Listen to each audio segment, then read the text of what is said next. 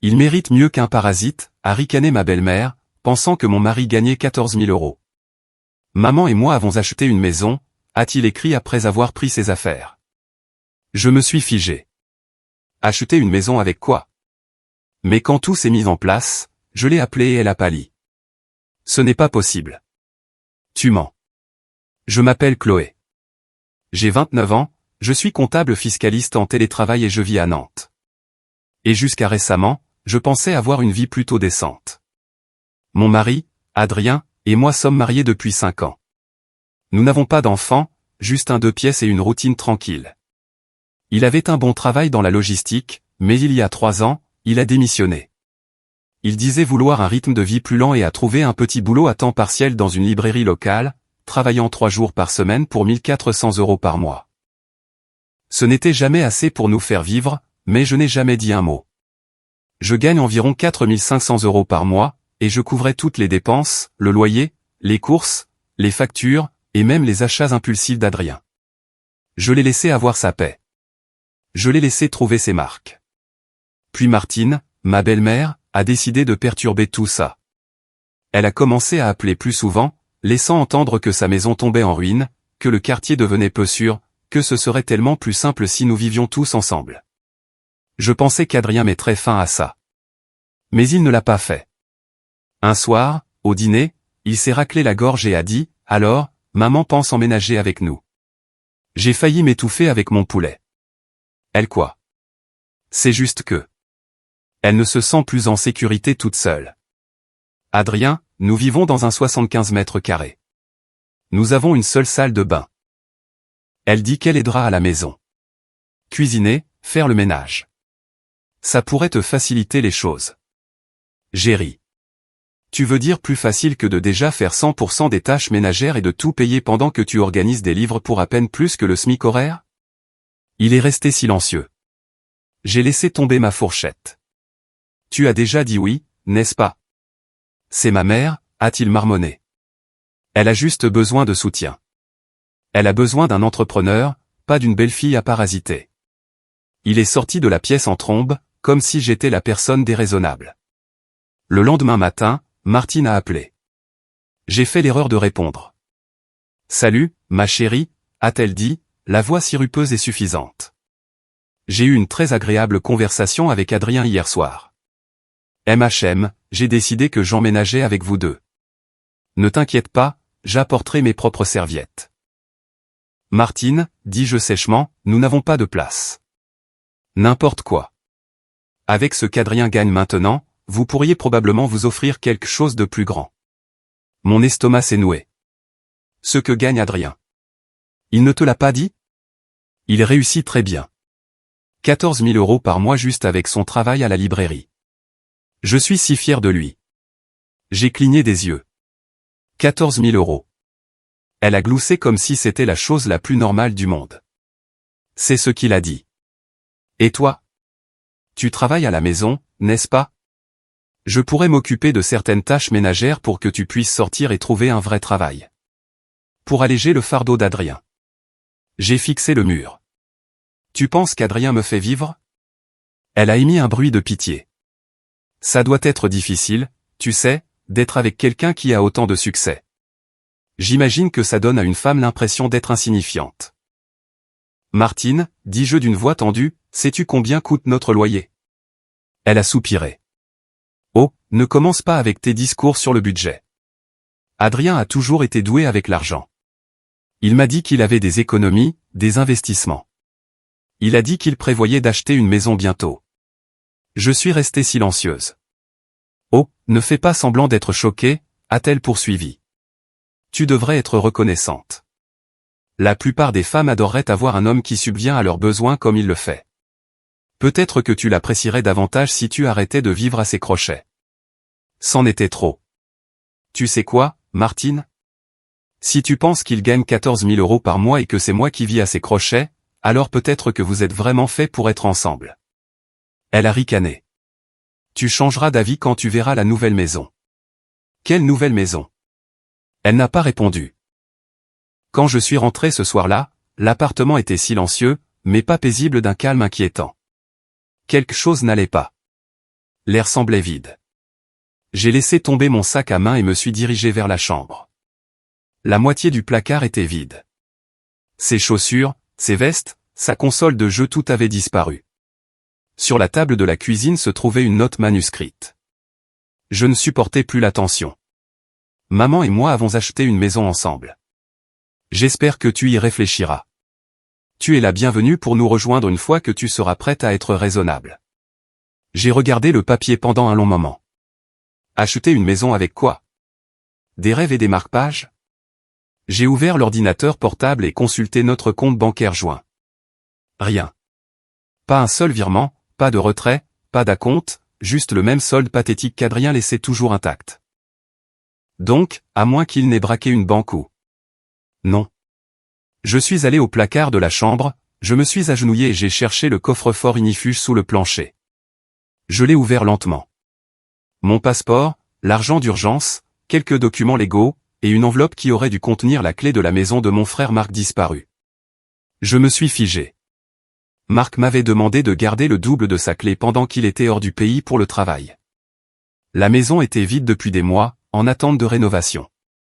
C'était parfait, grand, calme, inoccupé. Et maintenant, la clé avait disparu. Le calcul était simple. Adrien n'avait rien acheté. Il avait volé une opportunité. Et Martine, elle jouait à la reine de l'immobilier dans une maison qui n'appartenait à aucun d'eux. Je suis resté là, dans le couloir, la porte du coffre-fort ouverte, mon cœur martelant mes côtes. Je n'ai pas dormi cette nuit-là. Je suis resté allongé dans mon lit, à regarder le plafond, repassant chaque conversation que j'avais eue avec Adrien au cours de la dernière année. Chaque fois où j'avais ravalé mes mots quand il esquivait une facture. Chaque fois où j'avais vu le nom de Martine s'allumer sur son téléphone comme une seconde épouse. Le matin, j'ai appelé Marc. Il a décroché après 2 sonneries. « Salut, Chloé, ça va? J'ai une question bizarre à te poser, ai-je dit. A-t-il une chance que tu aies donné une copie de la clé de ta maison à quelqu'un d'autre? Il a hésité. Non, juste celle que je t'ai donnée. Elle a disparu. Attends, quoi? J'ai vérifié le coffre-fort hier soir. Adrien est parti, et l'enveloppe avec ta clé aussi. Je pense que lui et Martine sont peut-être dans ta maison. Marc a juré. Tu plaisantes. J'aimerais bien. Ils sont entrés par effraction. Non, je pense qu'Adrien a volé la clé. Il y eut un long silence.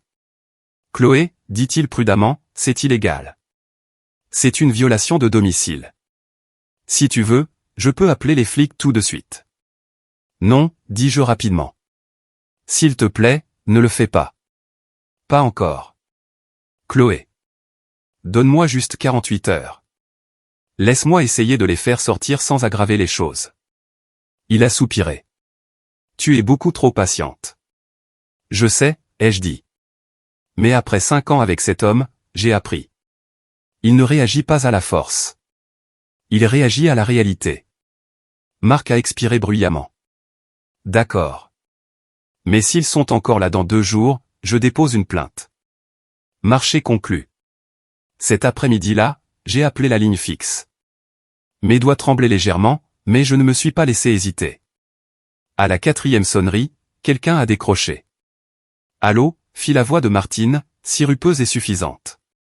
Salut, Martine, dis-je. Vous profitez bien de votre bien volé? Une pause nette. Pardon? Je viens de parler à mon frère. Vous êtes dans sa maison. Cet endroit n'a jamais été à vous. Adrien ne l'a pas acheté. Il a volé la clé dans mon coffre-fort. Oh, allons, dit-elle en riant nerveusement. Nous n'avons rien volé. Adrien a dit qu'il l'avait acheté avec quoi, ai-je lancé. De la poudre de fée? Excusez-moi. Martine, sais-tu combien gagne réellement ton fils? Elle a expiré de façon théâtrale. 14 000 € par mois. Je te l'ai dit. Tu es juste amère parce qu'il a du succès et que tu es, eh bien, quoi que tu fasses. J'ai presque ri. Martine, il y a un 0 en trop. Il gagne 1400 €. Pas 14 000 €. 1400 € en travaillant 3 jours par semaine, au salaire minimum, dans une librairie d'occasion. C'est la totalité de ses revenus.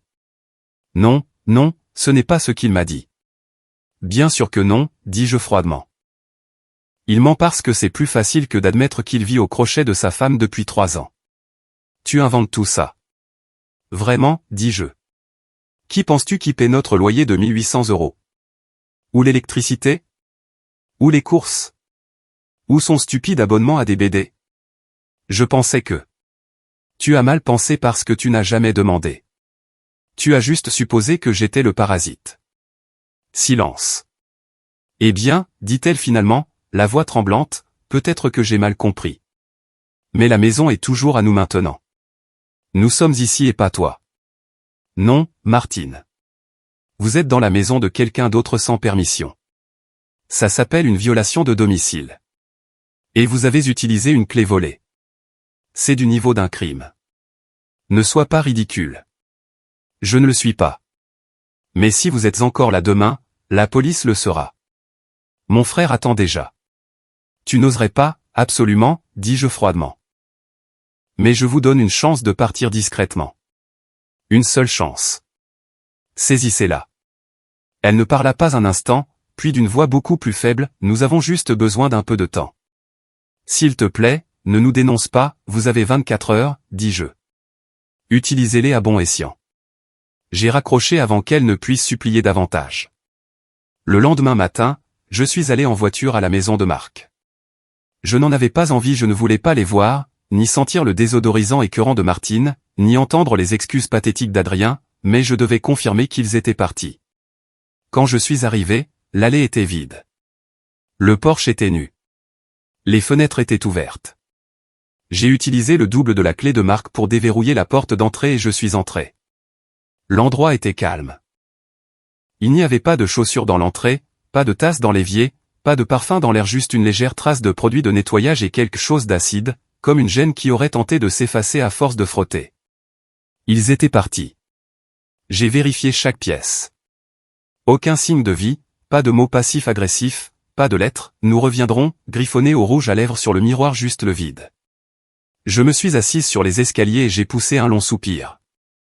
Pas du soulagement, pas du triomphe, juste quelque chose de plus froid, de l'engourdissement, peut-être. J'ai envoyé un SMS à Marc, ils sont partis. Pas de dégâts. Je t'expliquerai plus tard. Puis je suis rentré chez moi. De retour dans mon appartement, j'ai enlevé mes chaussures et j'ai regardé autour de moi. Pour la première fois depuis des années, je sentais que c'était mon espace. Pas le nôtre, pas le sien. Le mien. J'ai ouvert mon ordinateur portable et j'ai ouvert le fichier que j'avais discrètement conservé pendant des mois, document de divorce finaux.pdf. Je n'y avais pas touché depuis le printemps, à l'époque où Adrien m'avait traité de « contrôle fric » pour avoir suggéré qu'il participe aux dépenses communes. Je n'avais jamais déposé la demande, ni même imprimé les documents. Mais maintenant, j'ai ouvert le fichier, mis à jour la date et cliqué sur imprimer. Tandis que les pages sortaient de l'imprimante, j'ai attrapé un stylo. J'ai signé mon nom lentement, soigneusement, avec la même précision que j'utilisais pour remplir la déclaration d'impôt d'un client. Quand j'ai eu fini, je suis resté assise là, à regarder la signature. Je n'ai pas pleuré, je ne me sentais pas triste, ni vengé non plus, juste fini, comme quelqu'un qui a fini un livre qu'il détestait mais qu'il a refusé d'abandonner à mi-chemin. Peut-être que j'aurais dû partir plus tôt. Peut-être que j'aurais dû le voir plus tôt. Mais maintenant j'étais libre de commencer quelque chose de mieux, quelque chose de réel, et sans Adrien ni sa mère traînant derrière moi comme une seconde hypothèque. L'appel est arrivé juste après 21 heures. Je me brossais les dents, une musique douce en fond sonore, quand j'ai vu son nom s'afficher sur l'écran, Adrien. Je l'ai regardé, l'ai laissé sonner 2 fois, 3 fois, puis j'ai décroché. Allô? Il y eut une pause. Puis, tu vas vraiment divorcer? Sa voix était basse, blessée, comme si c'était lui la victime. Oui, dis-je en m'essuyant la bouche avec une serviette. Tu as envoyé les papiers chez maman. Vous y avez emménagé. Je me suis dit que je t'épargnerais un déplacement. Un autre silence. J'allais te parler, a-t-il marmonné. Avant tout ça, avant tout. Avant quoi? Avant que tu ne voles une maison. Ce n'était pas du vol. C'était compliqué. On ne pensait pas y rester longtemps. Tu veux dire, jusqu'à ce que quelqu'un s'en aperçoive? Écoute, je comprends. Ça avait l'air mauvais, mais je ne voulais pas te stresser avec la logistique. On avait juste besoin d'un endroit pour un moment. Tu avais un endroit, dis-je. Tu n'aimais tout simplement pas que cela implique des responsabilités. J'allais revenir. Non, Adrien, tu allais attendre que je te supplie de revenir. Grosse différence. Pourquoi es-tu comme ça? Je ne suis pas comme ça, dis-je calmement. J'ai juste fini de prétendre que ce mariage a un jour été égalitaire. Ce n'est pas juste. J'ai aidé. J'ai ri. Aider à quoi? À choisir les garnitures de pizza. Ce n'est pas, il s'est arrêté, puis a repris. D'accord, j'ai merdé, mais tu me manques. Tu ne me manques pas? Non. Il n'a pas parlé pendant plusieurs secondes. Je ne te manque vraiment pas du tout? Je me suis assise sur le bord de mon lit. Adrien, ça ne me manque pas de rappeler à un homme adulte de payer sa propre facture de téléphone. Ça ne me manque pas de recevoir des textos passifs-agressifs quand j'achète des courses sans te demander. Ça ne me manque pas de m'entendre dire que je t'émascule chaque fois que je paie le loyer. Je n'ai jamais dit ça. Si, à plusieurs reprises. Généralement après m'avoir demandé de payer ton abonnement Netflix. C'était une seule fois. Non, Adrien, c'était tout notre mariage. Un autre silence.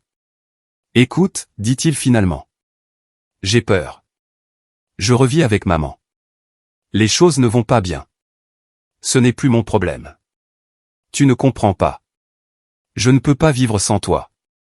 J'ai fait une pause, puis j'ai dit sèchement, essaie de vivre avec un travail. Il a expiré brusquement, piqué au vif. Alors c'est tout, a-t-il dit.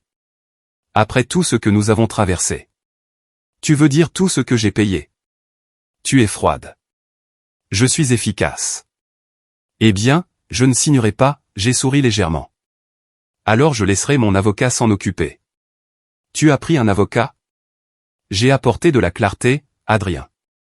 Tu n'as pas le droit de faire traîner les choses juste parce que la réalité a fini par te rattraper. Tu réagis de manière excessive. Non, dis-je. Je sous-réagissais depuis 5 ans. Il n'a pas répondu. Il a juste respiré lourdement au téléphone, puis a raccroché. 2 jours plus tard, mon avocat a déposé une requête auprès du tribunal. Adrien a fait traîner les choses pendant une autre semaine, bien sûr, prétendant qu'il n'était pas sûr, qu'il avait besoin de plus de temps pour digérer, mais une fois la date d'audience fixée et les lettres officielles envoyées, il s'est effondré comme du carton mouillé. Il a tout signé. Sans contester. Le divorce a été finalisé avec une rapidité étonnante. Pas de biens à diviser, pas d'enfants, juste un bail à mon nom et une liste de factures que j'avais payées seul.